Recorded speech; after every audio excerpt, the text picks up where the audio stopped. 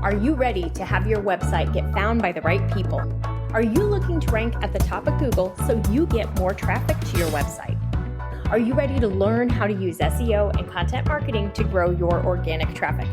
If so, you are in the right place, my friend. Welcome to the Simple SEO Content Podcast. Hi, and welcome to the Simple SEO Podcast. Today, we are going to have fun. We're going to talk about how to spy on your competitors' SEO without getting caught. And if you're thinking, spy, Rachel, I don't want to spy, I don't want to copy, we're not doing any of that.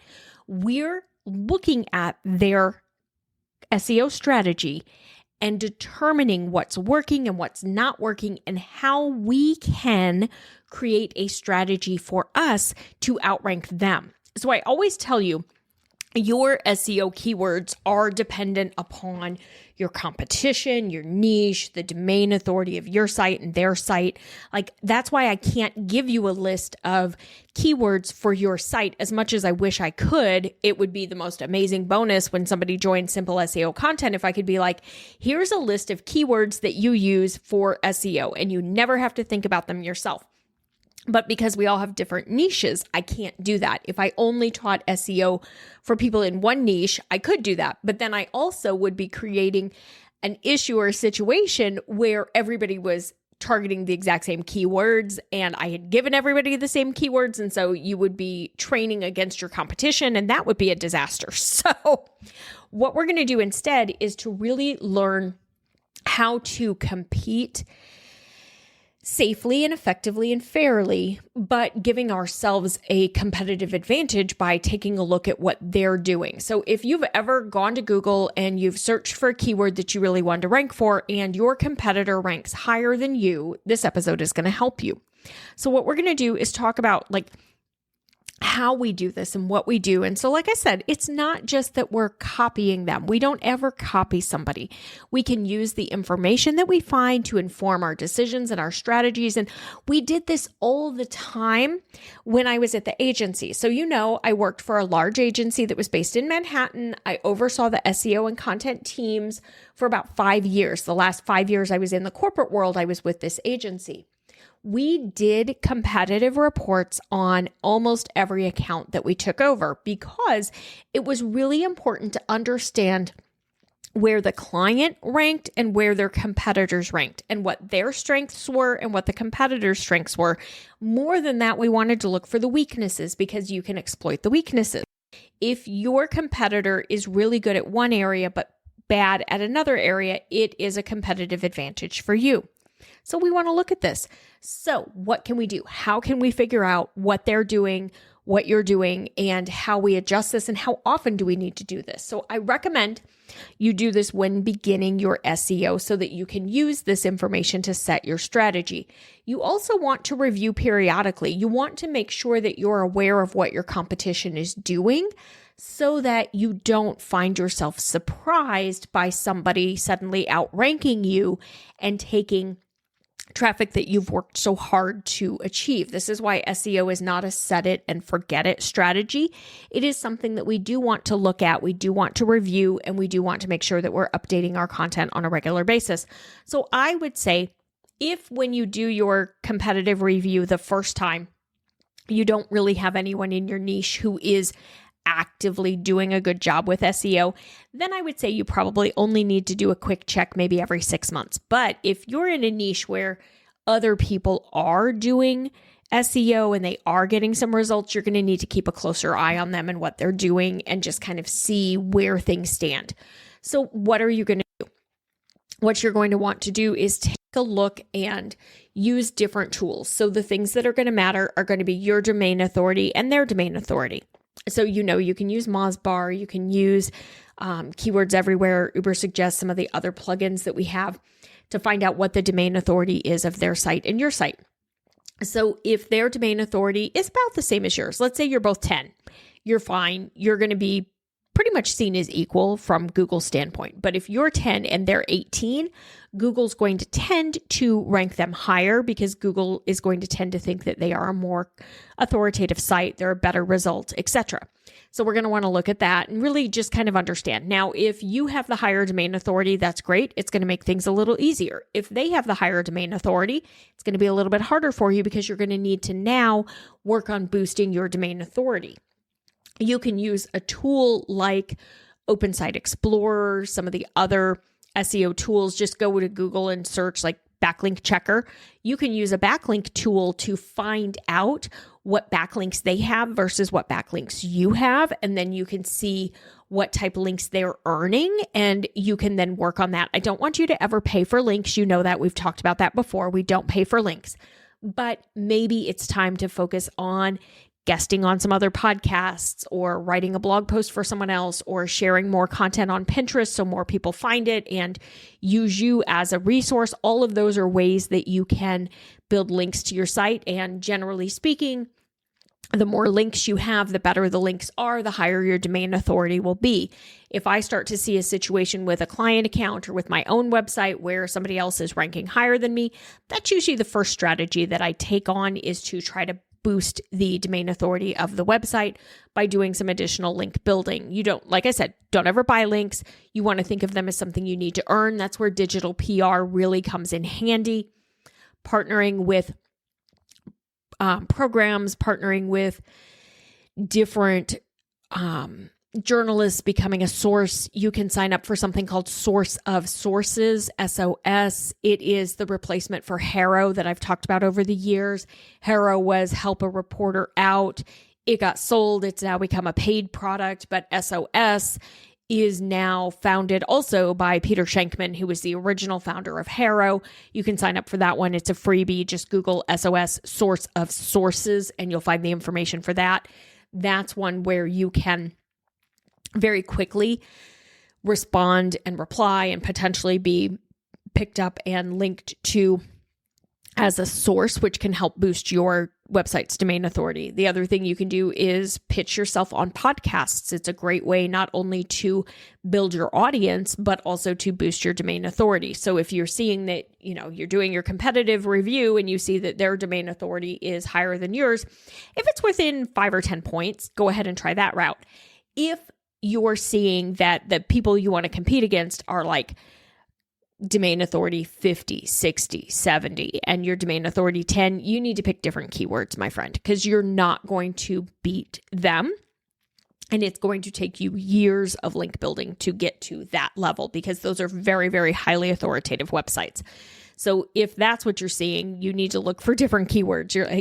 You're in the wrong pool. You're in the wrong pond, my friend. We got to change where we are, because we're not going to rank in that world. Okay. So that's the first thing to kind of understand.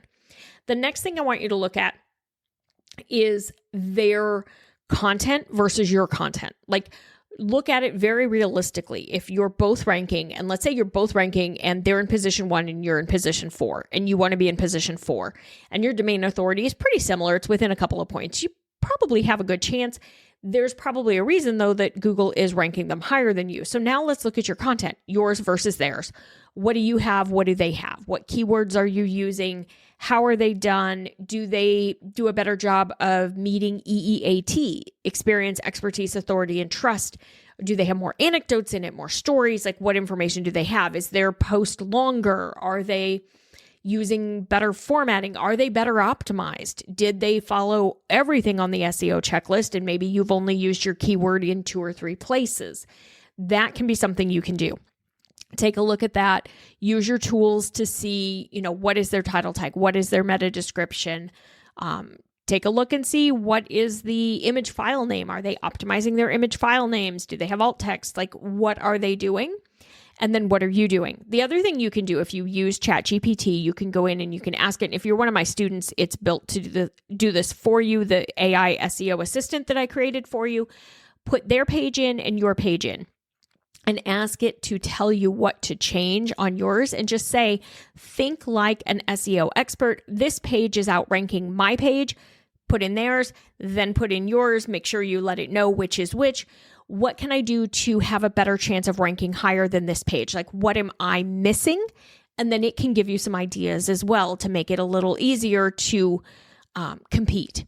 The reason we want to spy on all of this is to really understand what is our niche, what does our market look like, so that we know how to adjust our strategy. If you're the only one in the market who is doing SEO and doing it right, then it's easier. You have the competitive advantage. But if others are already doing it and they're doing it well, then you may be playing catch up. And so your strategy changes a little bit. Now, once you go through this, if you've gone through this and you've done your competitive review and you're not quite sure what it means or how to analyze it or what strategy to craft, join me in Simple SEO Content. Ask me all the questions. I will help you with this.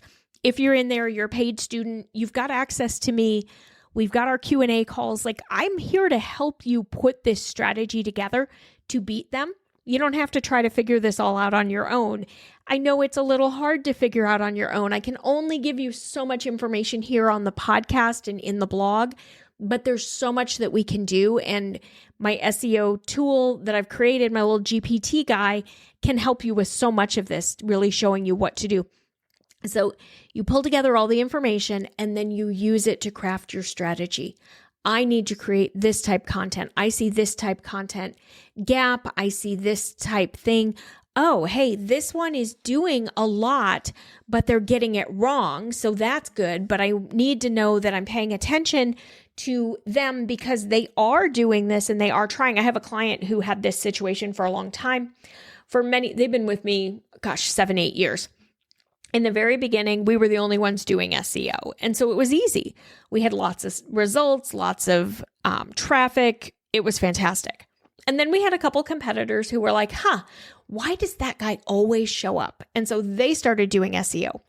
But it was very easy from doing the competitive research. It was very easy to see that while they were doing it, they were not doing it right and they were outsourcing it. They were outsourcing it to somebody who was offshore because the title tags and the meta descriptions did not make sense. They were not written by a native English speaker.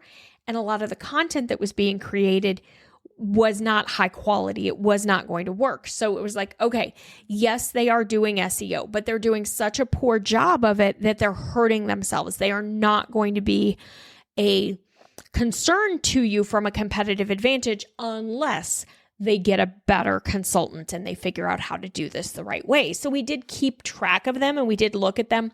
We still look at them periodically every 3 to 6 months, but so far they haven't figured out that they're spending money and they're not getting results. At some point, they're going to figure it out. But for now, it's an advantage for us. So that's what I want you to understand. Who am I really up against in my niche for the keywords that matter the most to my business? What are they doing? Are they good at SEO? Are they bad at SEO? What type of content do they create? How does my content really compare to theirs? Are my title tags and meta descriptions better? Are theirs better? Who's better optimized? Because all of that is going to make a difference for you in the long run. And I want you to succeed. If you've tried to do SEO before and it hasn't worked, or you're not sure if it's worked, these are some of the things that you can do to make sure it works in the future.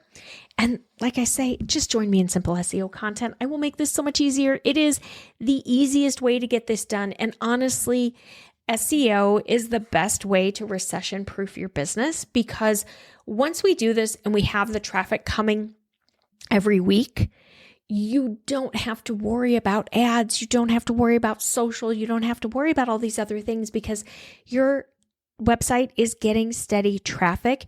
You're generating leads. You're getting enough people coming in. Your business is growing, and it takes care of all of this for you. So if you've been sitting here thinking, I really wish I had a way to do this. I don't know that I have the money to do it, but I really want to. Be sure and take the free webinar. You can find that on my website on the freebies tab, etchedmarketing.com/freebies.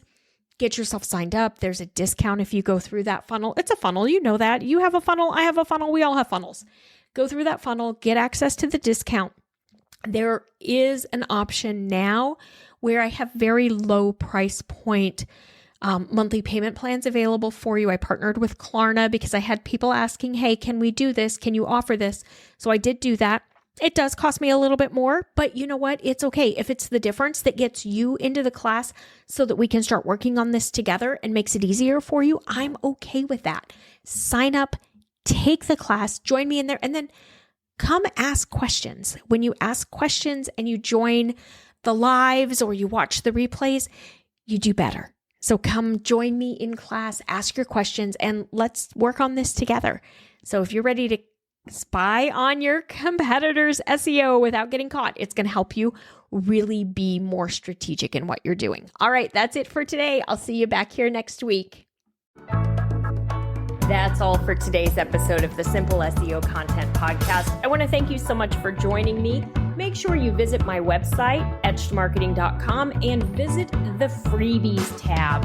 Right there, you're going to find the SEO Content Quick Start Guide along with the free SEO class. So you'll have everything you need to know to get started with SEO and content marketing. Then do me a favor, if you wouldn't mind, if you would do a rating and a review of this podcast on your favorite platform, that would really help spread the message, and I do greatly appreciate it. If you have any questions, you can always DM me on Instagram at Etched Marketing Academy, and I will see you right back here next week.